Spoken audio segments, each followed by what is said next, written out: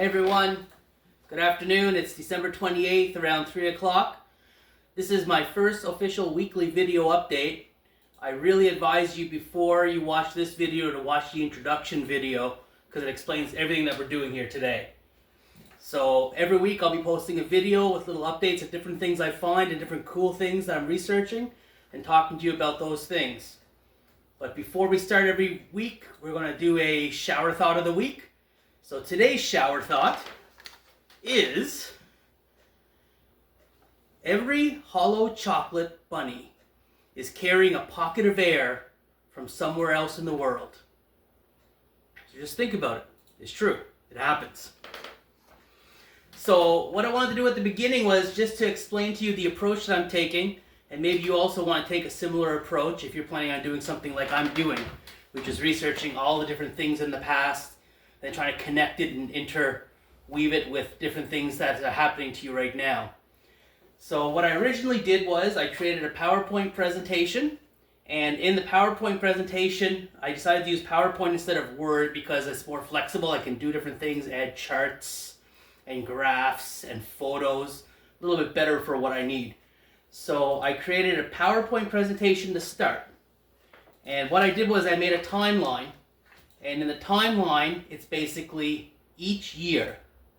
And the goal for that is that each year, I'll add 2 or 3 kind of big events that happened over that time.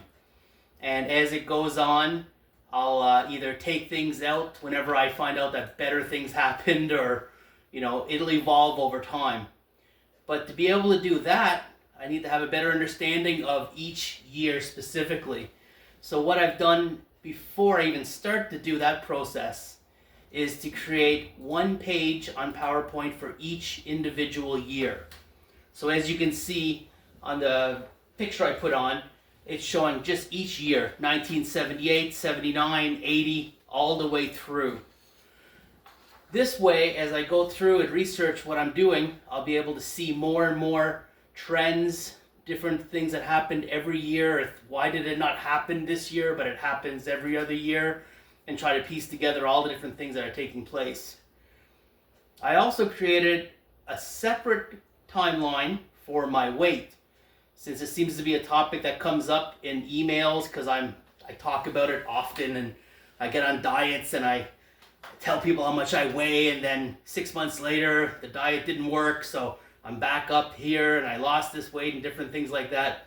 So I made a timeline, which you can see is just the starting of the timeline, and that kind of shows the evolution of the weight over the years.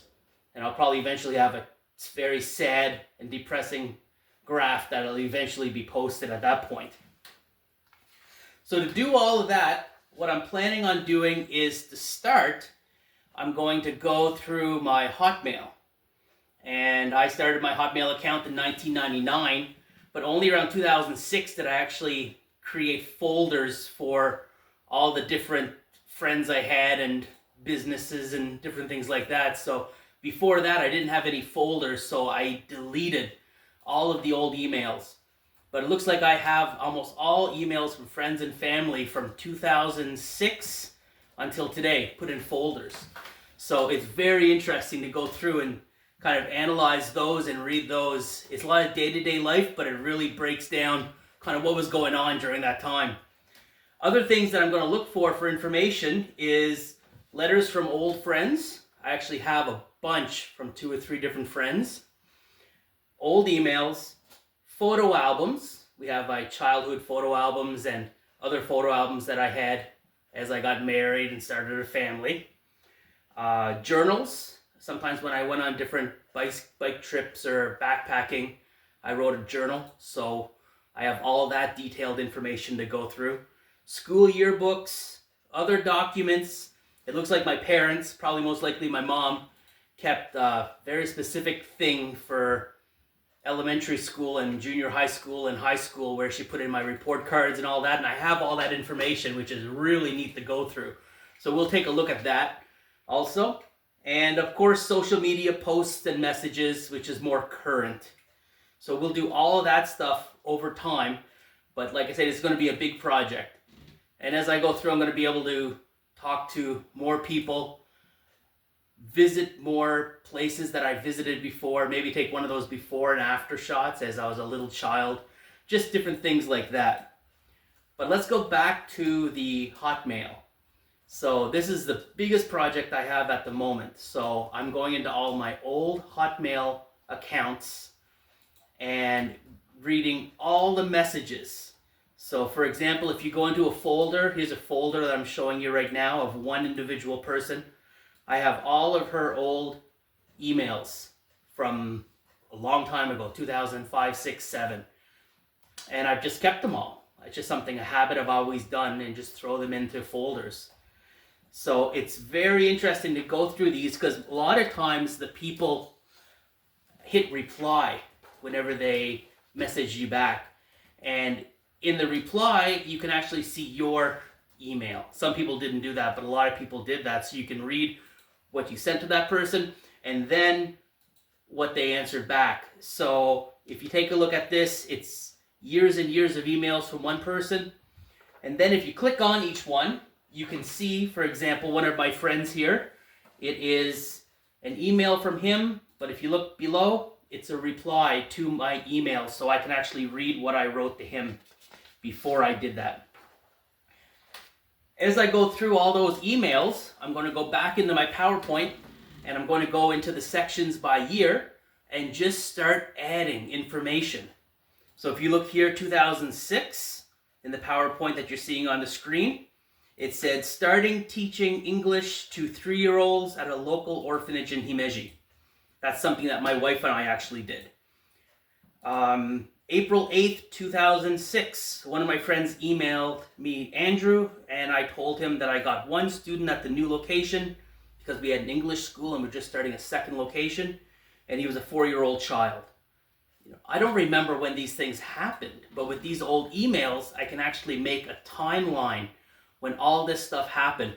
And each individual thing's not important, but whenever you do a timeline like you can see here I'm doing, it's very interesting, and you can see these different trends, and you can kind of imagine how you're feeling and were you excited or were you depressed as these things were happening.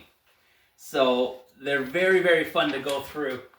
The next one, for example, 2009, there's one, again, a picture of myself and my son. And it was us, came back from Japan. We were living in Bathurst for a while and decided to move to Fredericton. So it kind of details an email I sent to a friend detailing what we were thinking and what we were planning on doing. So all of that's very interesting.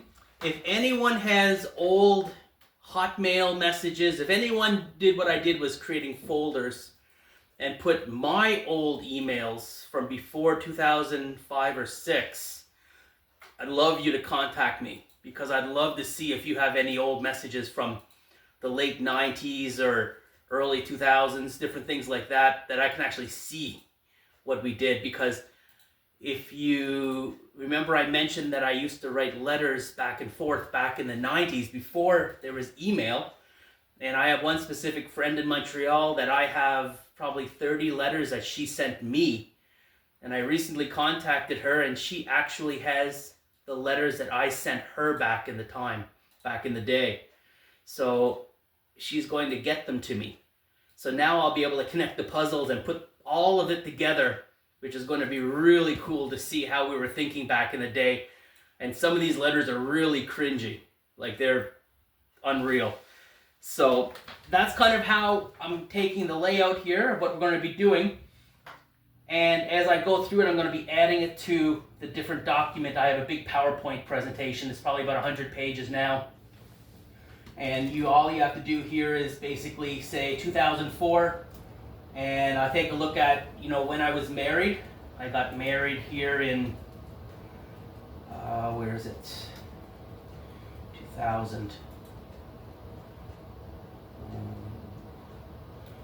When the heck did I get married? 2004. Shoot, was it 2005? She'll kill me. 2005. It was 2005 I got married, not 2004.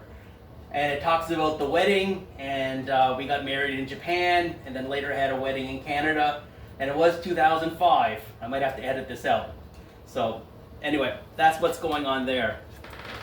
One other thing I just wanted to talk about was one really interesting thing that I found out, that in 2007 is when Facebook started. And I have such clear documentation of when Facebook started because I had a lot of messages between my friends and I. And one specific one, as you can see on the screen here, it is March 7, 2007. Received Facebook invitation from Natalie. Must have been my first invitation to Facebook, as it looks like I registered. March 8th, connected with Marlena on Facebook. April 2nd, connected with Mike on Facebook. April 11th, talked to Andrew, wondering if he knows about Facebook. Oh, that must have been a little bit later. Nope, in the same email on April 11th, I mentioned that to Andrew and told him that I had some friends on Facebook. But the interesting thing is, if you go through the email history that I've kept since 2006, there's a dramatic and obvious decrease in the amount of long-form emails that were sent exactly around this time. And even on June 21st, I talked to Andrew and I said, I decided to get off of Facebook and send a real email for a change. Facebook is good, but it's too easy, so sending basic email on Hotmail is the old style of letter writing that I like. So what happened was, instead of sending a once a month long email to each other, we just updated our Facebook pages like everyone does now, and we just went on there and seen it. And all that long form, detailed, quality emailing we did between each other, the really deep connections, was just lost. Because if you look at the next photo I have here on the screen, this shows my connections with one of my friends. 2005, 1, 2, 3, 4, 5, 6 emails between each other. Not a lot, just every 2 months, a detailed email of what's going on in your life. 2006, 1, 2, 3, 4, 5, 6 emails. 2007, 1, 2, 3 emails, and that's usually whenever Facebook started. And then 2008, 1, 2, 3. Nothing in 2009, nothing in 2010, 2011, 1 email. So this just kind of proves that when Facebook started, the quality of the old emails, just like letter writing, was pretty much done at that point. So that's all I wanted to show you for today. Slowly going through all the information I have, and we'll be giving you updates once a week, hopefully. And in the next video, I'm going to talk about the photo project, and it'll detail all the different things I'm doing with the old photos of friends, family, and also I need your help for finding old photos of me with groups of friends at parties, a lot of high school stuff probably in university, and we're going to be going into that and graphing it out and seeing when all the different friends were in my life and then out of my life.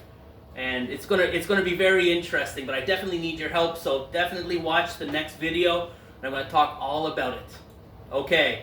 Oh, I'll give you one last shower thought, since the first one was so amazing. Next shower thought. When you buy and eat half a chicken, you're silently having dinner with a stranger, because obviously they're eating the other half. So anyway, we'll see you next week. Have a great day.